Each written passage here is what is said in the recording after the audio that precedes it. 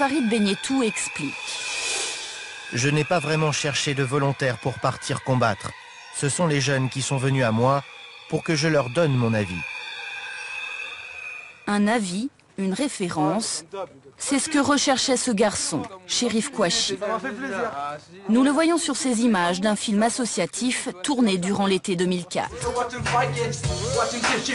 Cherif a alors les rêves de beaucoup de jeunes du quartier. C'est un fan de rap, plus prêt à profiter de la vie et des jolies filles que d'aller à la mosquée.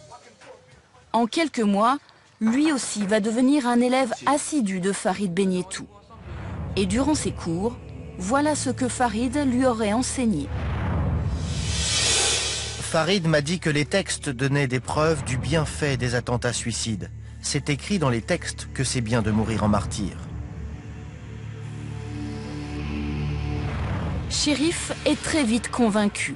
Lui aussi veut partir se battre. Sa préparation se fait dans le plus grand amateurisme.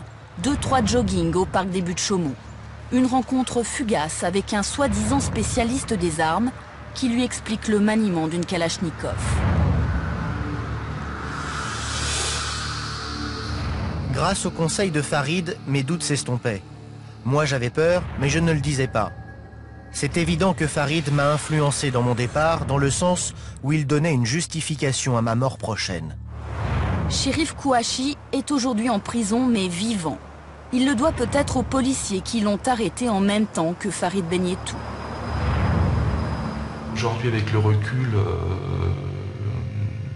il est content de ne pas être parti, ça c'est clair.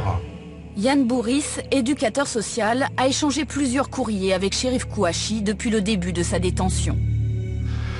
Il s'est aperçu qu'à cette période il avait changé, chose qui ne s'était pas du tout aperçue à ce moment-là. Et il s'est aperçu qu'il s'est fait rouler dans la farine et embringuer dans quelque chose qu'il n'a même pas lui maîtrisé, ni il s'en est pas aperçu. Juste avant son arrestation, Cherif Kouachi avait acheté un billet pour la Syrie.